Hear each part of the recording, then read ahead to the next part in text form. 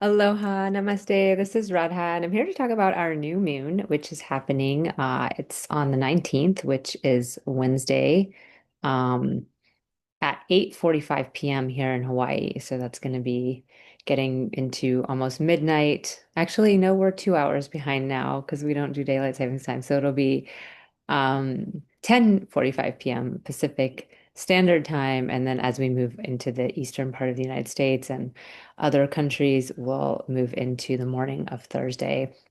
This is a new moon in the star of Anuradha. And Anuradha is this blessed place in Scorpio. Most of us might know, whether we know the actual term debilitation or whether we just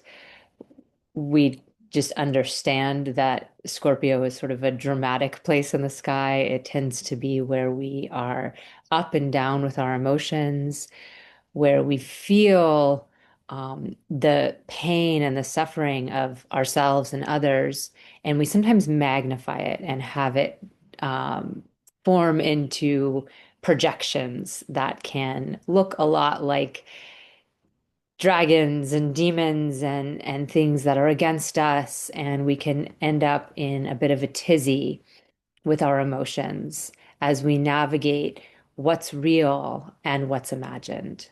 This is really why the moon struggles here so much, is because the moon is our most vulnerable place. It's where we're very sensitive, it's where we're feeling, and we're trying so hard to connect.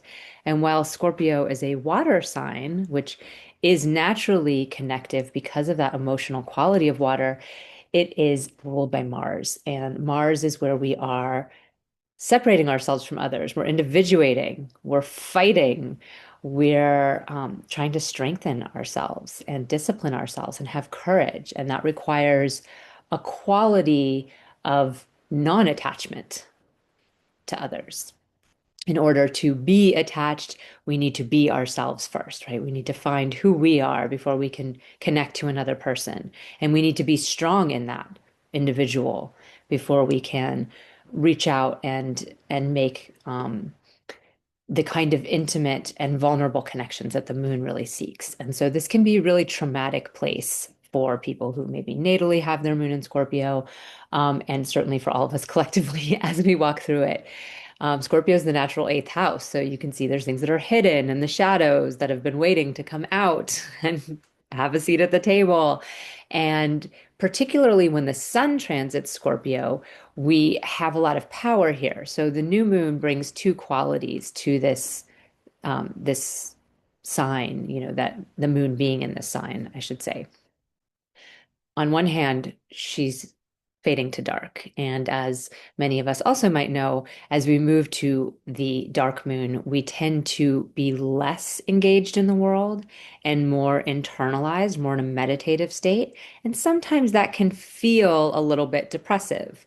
Especially if we like to be engaged in the world. If you natally have your moon very close to your sun, you might be more accustomed to liking that quiet and solitude and that meditative space. But if you tend to be a little bit more of an engaged person and have a brighter moon in your chart, it can be a little bit more difficult to navigate these times. It's like, oh, I need to be alone. I don't feel like spending as much time with people. Women's cycles naturally tend to move towards their flow at this time of the new moon as we're releasing, we're letting go right before we start anew, right? So the actual time the moon and sun come together is when we begin the path forward, but there's this fading to dark that occurs first. And it takes a while to get those first few steps after the moon and sun come together and the moon starts to grow. So that quality is going to add to the sort of potential depressive element that can happen with the moon in Scorpio. On the other hand, the sun has to be joining the moon for a new moon, and the sun does really well in Scorpio. The sun is where we're shining light in all those dark corners and saying, hey, what's in there? And maybe when we put a flashlight on it, we see actually that wasn't like this huge scary monster in my room or hiding under my bed. It was just like a tiny little spider, or, a cricket.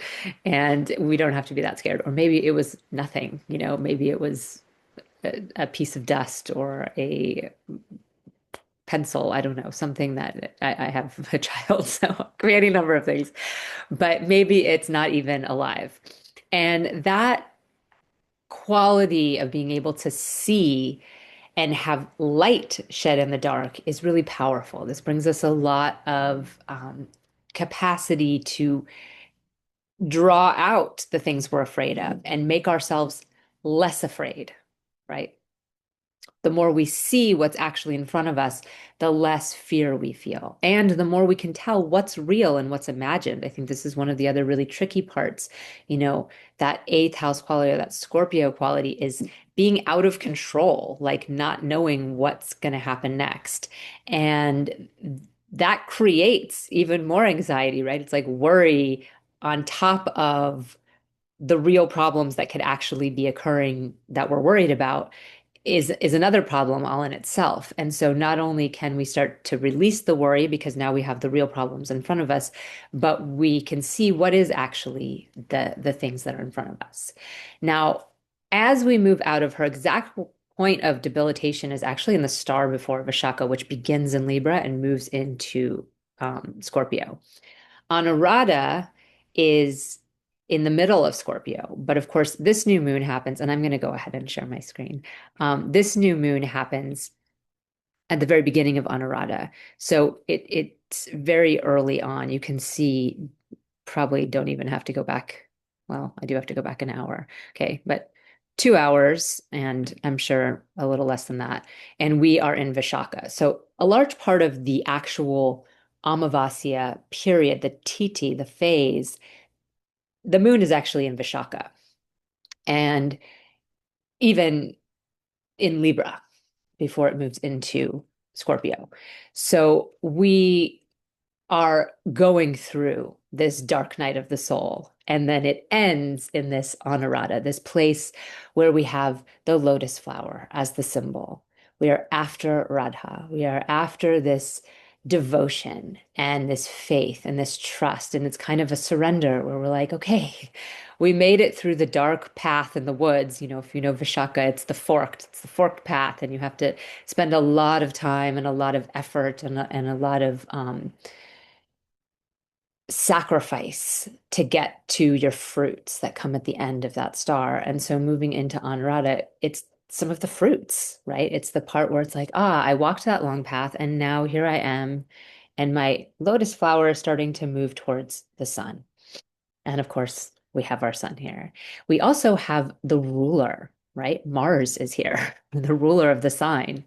And Mars in his own sign is going to bring us a lot of courage, a lot of emotional courage. Now, he's much later in the sign in Jaista, the star of courage, the star where we really, harness our inner Indra and grab our Vajra, our lightning bolt, and stab the belly of the beast and return the water back to the earth. And this story around this, I'm not going to share the whole story, but it has to do with returning our emotions. We bottle up all of our fears and our emotions, we hold them, and then we need to let them go. The healing comes from actually feeling what we're feeling, and then we can let it go. If we're scared to feel and we bottle it up, that's when we have all kinds of distortions, whether they're physical ailments or mental, psychological, and spiritual ailments that come from this. And this is a lot of what Scorpio deals in, is the you know psycho, emotional, spiritual realm of challenges that can be the heart of physical ailments. It can come out in that term as well. So we have this courage, we have this strength, we have the discipline to show up for our own inner shadows. And because Mars has been here for a while, since the 25th of October, we've had some time with this.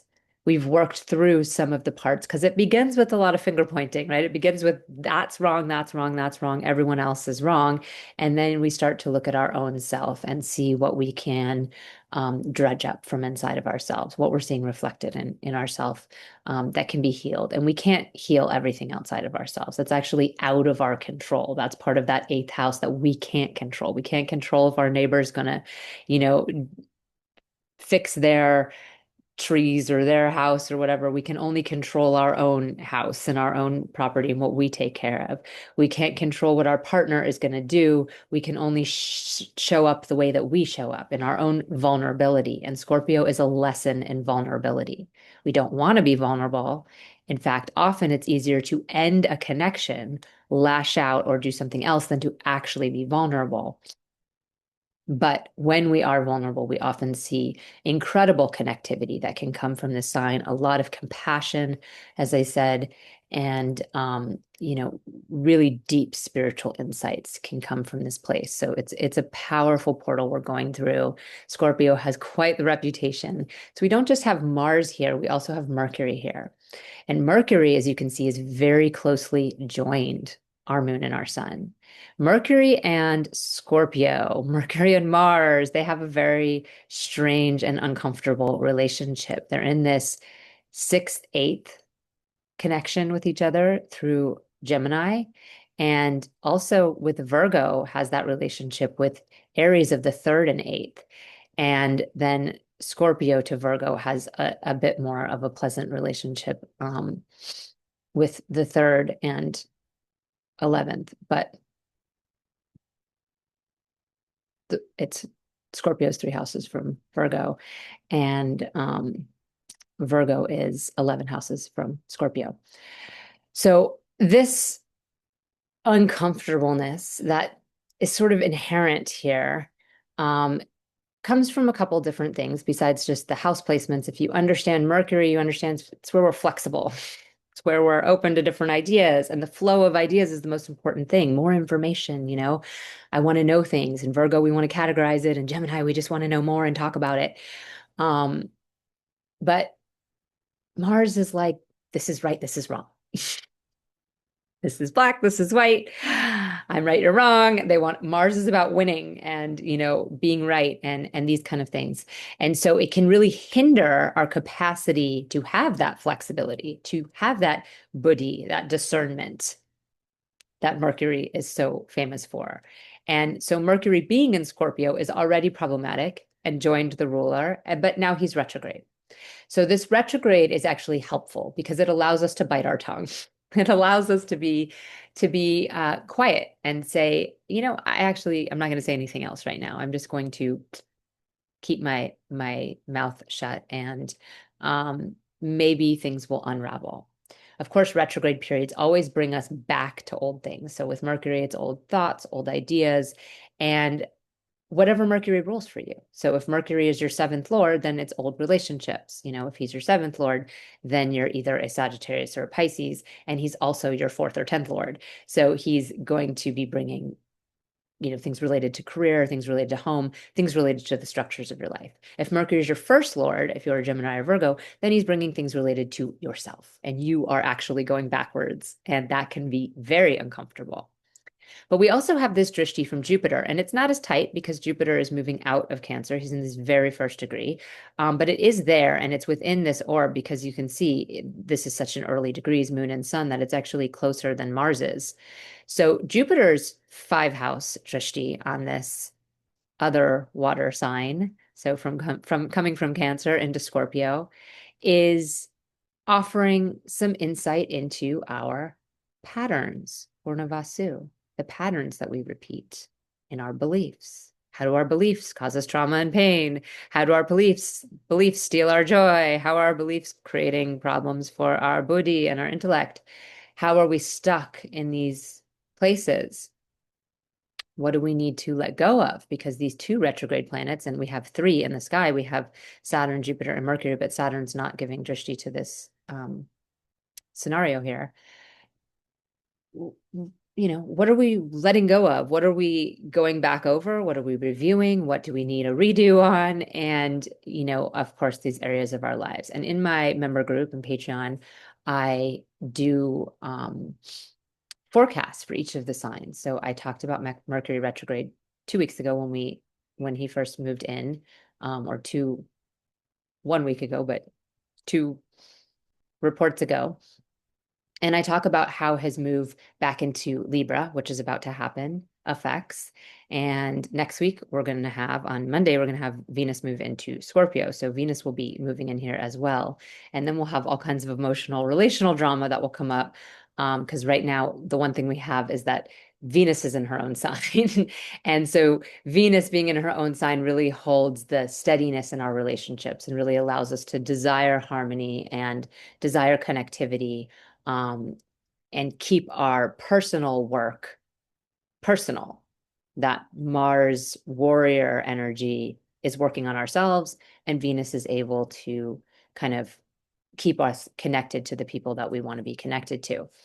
But when she moves into Scorpio, we might see that, and Mercury retrogrades back into Libra, we might find that that might change a bit. Our communication will still be confused, but it'll be very relational in nature, and we'll be feeling much more suspicious and all of those Scorpio things in our relationships. So that's coming very soon, but not yet part of this actual start. This map of how we enter into the new moon with Mercury here, with Jupiter giving this drishti, with Mars where he is. This is the imprint of the cycle of the month that we're moving into. And of course, in this particular week's report, I have the new moon forecast for each of the signs so that you can see what is my new cycle that I'm starting off. Because for each of us, it is quite different. What house is Scorpio for you, and what are you focused on in this time? And again, if you're an Aries or Scorpio, Mars is your ruling planet, and he's already been there for a while.